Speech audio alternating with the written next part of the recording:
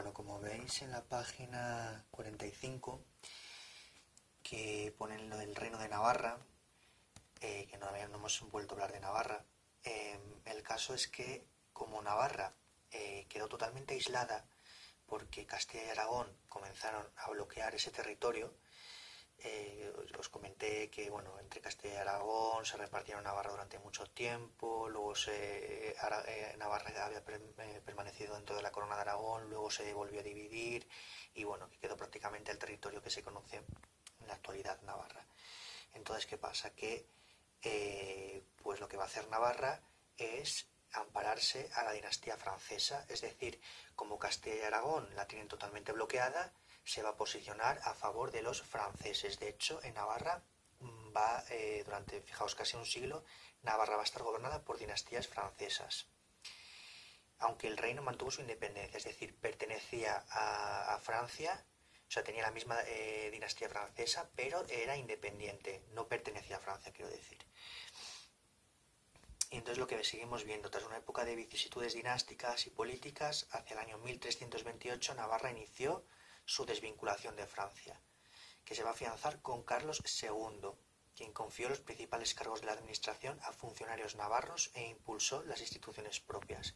Es decir, a partir de 1328 ya no tiene absolutamente nada que ver con Francia, absolutamente nada, aunque la misma dinastía sea la francesa, no adapta absolutamente nada de los franceses. Va a tener sus propias instituciones y su propia forma de gobierno, totalmente diferente a la que tiene Castilla y Aragón. O sea, Navarra es un reino independiente, con sus propias instituciones, su propia cultura, sus propias costumbres.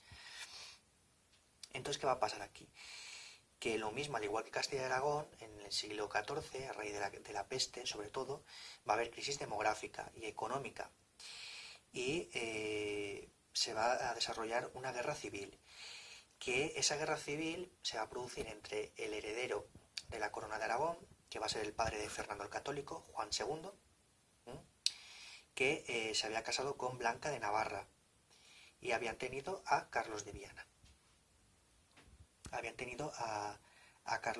Entonces, lo que se va a producir ahora es una guerra civil entre Juan II y su hijo, Carlos de Viana, por el dominio de Navarra. Pero ¿qué pasa? Que Carlos de Viana va a morir en extrañas circunstancias. De hecho, se le culpa a Juan II de la muerte de su propio hijo.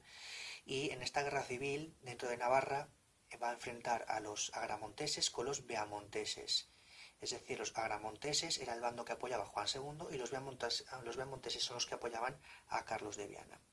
Entonces, muerto el príncipe de Viana, en extrañas circunstancias, el conflicto se prolongó hasta la intervención de Fernando el Católico. Es decir, hasta que el hermano Fernando el Católico no se casa con Germana de Foix, que se va a casar una vez que se muere Isabel la Católica. Fernando el Católico va a contraer segundas nupcias con una princesa de la dinastía navarra, Germana de Foix. Entonces es ahí cuando va a aprovechar para anexionarse el reino de Navarra. Hasta entonces, durante todo el siglo XV y los 12 años del siglo XVI, de 1500 a 1512, va a haber una guerra civil entre Aragón y Navarra.